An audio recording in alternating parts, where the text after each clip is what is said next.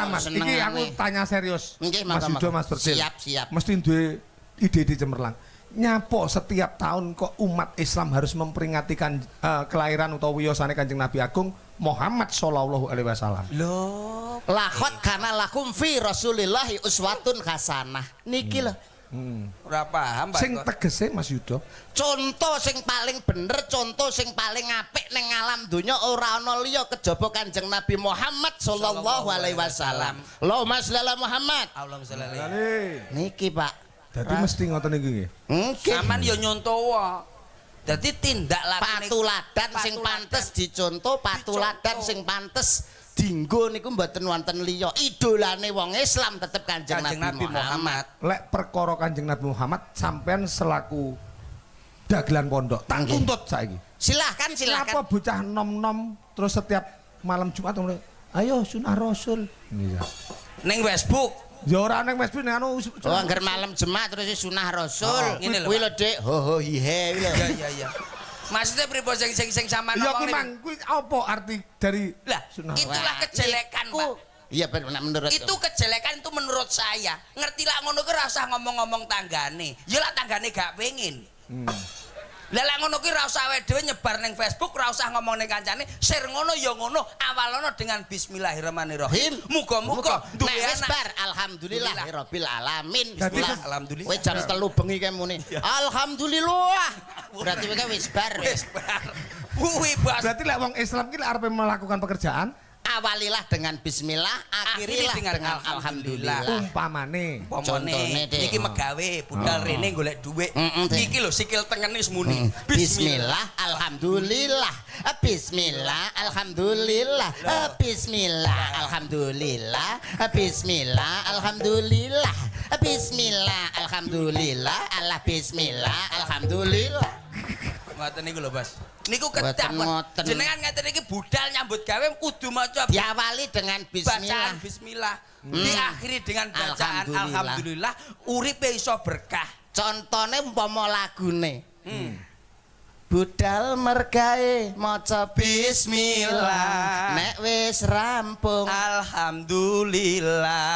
arep mangan. Maca bismillah. Nek wis rampung Alhamdulillah. budal kerja. Maca bismillah. Nek wis rampung Alhamdulillah. arep nyambut gawe. Maca bismillah. Tangga kepaten. Alhamdulillah. Alah percil mesti ngono kuwi. Takonmu gak penak, takonmu gak penak. Bang niku ya kudu refleks innalillahi. Yo ora omong kowe. Paham ora? Innalillahi. Yo, Kidalang eko. innalillahi. Alah. Jangkrik kowe iki. loh ngene lho Mas saya toh iki konotasi ya Konotasi nggih. tembung innalillahi wa inna ilaihi Rajiun. itu tidak harus diucapkan untuk orang meninggal. Mboten Tapi Mas Betil innalillahi untuk Pak. Ndak apa-apa, saya kembalikan. kesandung niku mawon innalillahi. Lah, ya cepet. Masalah apa wae innalillahi. Ya cepet cok. Lah saiki.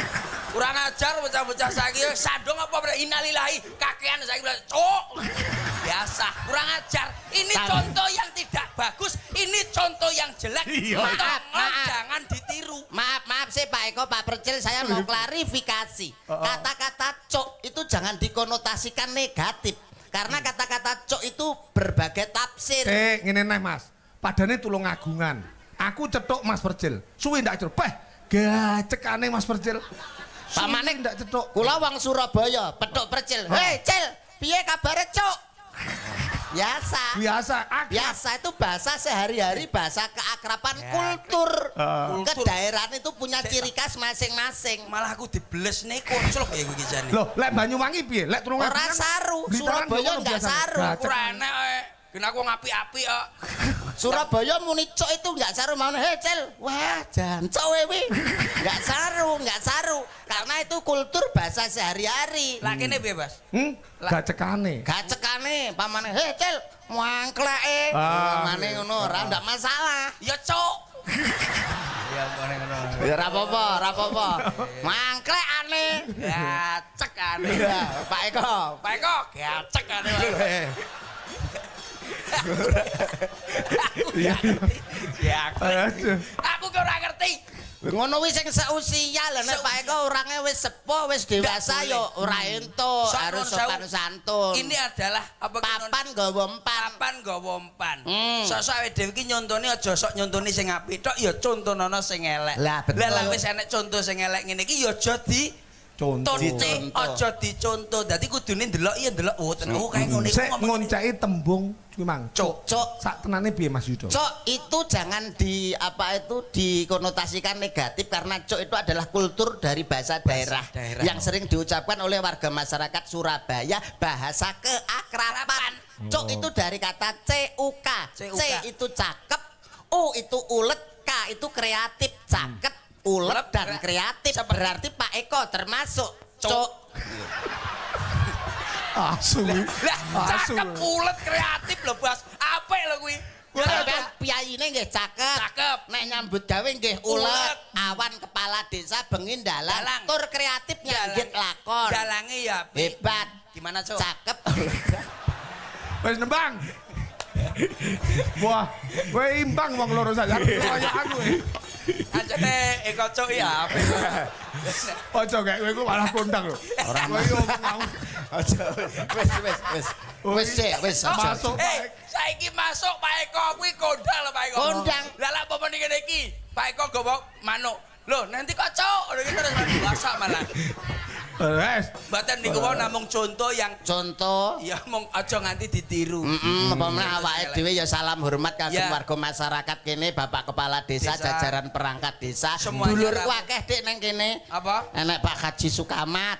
Terus Pak Dr. Andes Kohari, Mas Said, Mas Ahmad, Mas Alim. Pak ini mantune Pak Kamat iki kenal kabeh aku. Lah kok iso, Pak? Aku tau dadi mantune ae. Tenan, Pak. Ya Pak Kamat iki lho aku. Ning kono ya. Iya tapi wis pisan saiki kau. Kowe musuh sapa tau wedhuse biyen. Ya cok cengelmu.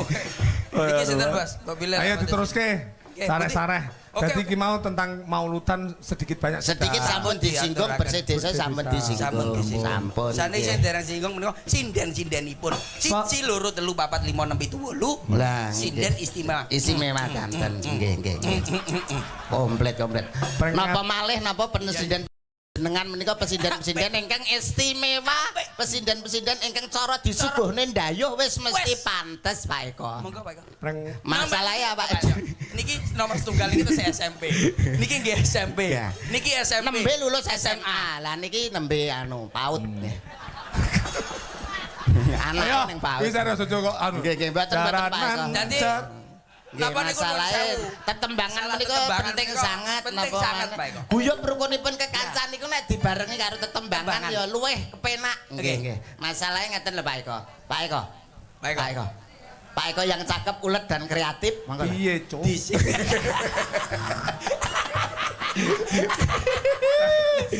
Lesu Pak Eko. Jaranan Wanita cantik yang profesional. Penonton hebat ora ngalahne ringin anyar Ringin kabeh lenggah midangetne wayang Wayang. ngrungokno dagelan hebat penonton paling tertib Kak ana ki ringin anyar Iya, Pak. ora numpak motor yang gawe helm lho delok Apik kuwi. Bolak-balik bengak. Ini kan ya anak buah iki. awake dhewe iki harus bersih. saka kaduan ndase kaya kacang atom Pane kok kapur barus. Ini Iki namanya lho siapa? Mbak Elis ki lho, piye to? Nggih, sugeng dalu Mbak Limbo Mbak Cange. Sugeng dalu Mas Yudo. sugeng dalu Mbak Elis Nggih. pripun kabaripun Kula sehat. Katen dangu mboten kepanggih kapang sangat kangen swanten panjenengan ingkang gali Tangane lho rasa kesuwen nek nyekeli Loh, biasa. Nyapok. Lah iki menjaga kerukunan itu Suwe ora bebas ketemu, suwe ora ketemu Ojo ganggu. pripun keluarga sehat Kula nggih sehat, sak keluarga. Alhamdulillah. Nggih. Panjenengan putrane pinten lho Cak Yudo? kula nembe kalih Oh, kalih, nggih. sing Sampun bajeng nambah SD malih, sing nomor kalih TK Oh, panjenengan nggih. pinten napa Kula sing- sementara tasik 3. Cak Yudo. sampean termasuk redet nggih matur hebat nuwun. sanget nggih kedah ngoten rumah tangga mriku kedah Lah, sanget yu teng griya sehat to. teng griya sehat ngopeni bocah Aja mang ngomong ae lah awakmu enggak apa-apa kono mundur akhirnya ning ngarepe. Lha iku salahmu to manggok kono, manggon yo golek sing tepak. Oh iya. Endi kono? Sik sakmono ambane Bukan sakmono ambane kok. Panci nuwun sewu lho Mbak Elis piyayi menika nek suwi ora ketemu no rasane kangen piye ngono lho. Nggih. Awet masalah ngeten lho Mbak Dhewe Elis. paribasan Awake dhewe niku kekancan menika mboten sedina rong dina. Masalahe pun dangu. Pinten-pinten taun lah nggih. Wiwit jaman SMP. SMA kula kan sareng teman niku sami-sami.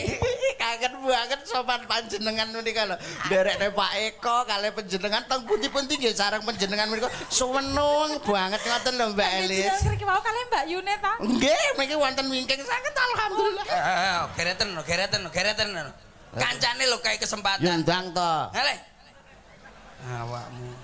Ayo, nang ndi? Ada tak tawonyo lho, tak tawonyo. Iki randang cepet kok apa-apa ki randang. Nuwun sewu Mbak Elis. Loh, Tak sikut losor kemalan. Ndang cepet ngono lho kaya aku mah lho ndang sing diomong Umpama nih. eh, Ini karo aku kene. Rasah dengan ayo, ngalih tak idet cengelmu lho malah. Mbak Elis. dalam Mas Dadi Recel. sampean paribasan karo aku mbiyen. Pak, ngomong apa? ngenekno goblok. Masalah awake dhewe. Ora lho. Disurung Pak Eko lho. Lah, yo teko. Mohon maaf Mbak Elis. Nggih. Aslinya mana sayang? Kula Asim Blitar. Oh no. Lah apa? Blitare pundi, blitare pundi. Garo. Oh, Mas garo. Recel. Aku suka. Kok jane Ora kenapa? ilang gilani to suwi-suwi. Tak idoni lho, tak idoni lho. Omonganmu lu biasa ae. Wong iki beda-beda. Ciri wanci lelewo ginawa mati sor meja Cok ulane, cok gelo mbek carane.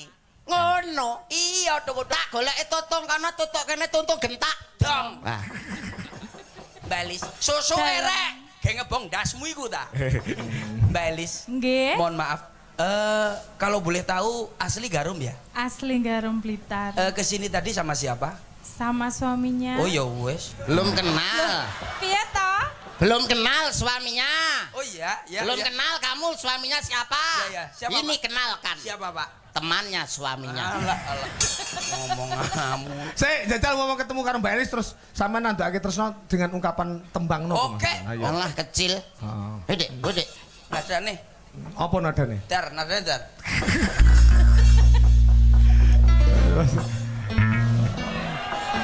Wah, rambutnya. Cak Rambutnya Recel. asli apa palsu to wi bocawi. Awong rambut ngiser ireng dhuwur ijo-ijo mune Ijo. apa ini palsu iki pasangan. Dik. Masa jajal to Mbak masa pasangan jajalan. Asli mbok sumpah. Jajal asli apa Betul palsu? atas ya. Asli lagi lho. Masa asli? Jajal kok tas. Iya, iki teater jangkrik. Ya cok. Asli Lho wae. ndi bocah iki mong? Iki lho matane iki lho matane. Ketutupan iki lho ketutupan. Aja turu ning ngarep lawang. Nyapa, Pak? Ndasmu pangan wedhus. Jadi ngene iki ceritane. Ketemu di jalan, Mbak Elis sedang berjalan, Mas Bril juga sedang berjalan. Oh iya, iya. Berjalan tapi Iya. berjalannya naik sepeda motor, Dek. Kowe tak gonceng. Oh iya, Oh iya. iya. Kita terus nemu anu medun plek langsung Ketemu plek. kenalan. Nggih, nggih. Alah ora pinter kene karo kono kok iso. Masalah percewekan. Kita naik sepeda motor yang baru kita beli. Iya. Oke. Cek. Kita kontak dulu ya. Oke. Dek.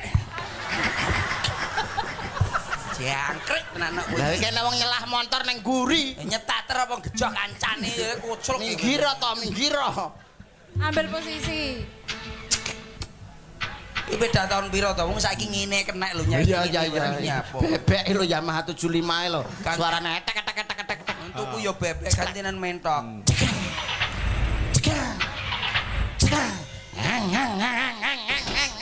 Ayo, Cil, naik. Say. Alah percil ya apa? Percil lho. Hah? Kuwi jane apa ki jenenge jokmu iso wilik napa piye? Aku gampang luput masaku. Karo dene urung ditumpaki kok wis mlayu dhewe ki ora. Lah iya. Sek.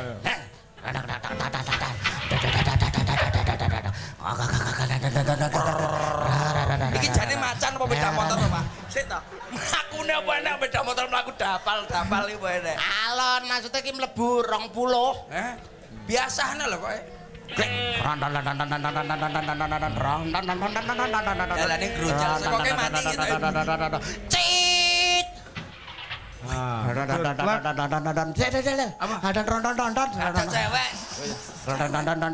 cewek. Ini rumahnya di mana ya? Aku yang kurang ngerti loh. Piye to terus? Ayo kita kenalan dulu. Lah wis toh dipateni to beda. Ceklek. Itu kamu jelagrakan. Aduh. Mbok gua. Kalau beda ra enek lho apane ora. Lanjo welir pamane. Asung lilir akeh tumane. Suruh blek itu. Asu turu dibleki watu. Betul Dek Cil. Masuk Pak Do. Ketemu tek. Mohon maaf, Iya, sayang. Sendirian ya? sendiri, Cak. Sendiri. Tadi nyampe sini jam berapa? Jam 7-an. Jam 7. Ya roh aku roh. Mohon maaf, habis ini bareng sama kita ya. Oh iya, nggak apa-apa. Kapok lah berkes we. Tembang ya diungkapkan ya. Tangan kamu sebelah kanan. Silakan kamu rayu. Oke. Jangan sampai lepas. Tresnaku ya mong sliramu bocah ayu. Sik tau sampean iki waya sing kuat. Nyapa kok ngono? Wong ora kuat. Lel. Nantang-nantang. Nantang-nantang ra kuat. Lah delokne lho. Sak bis bagong lho.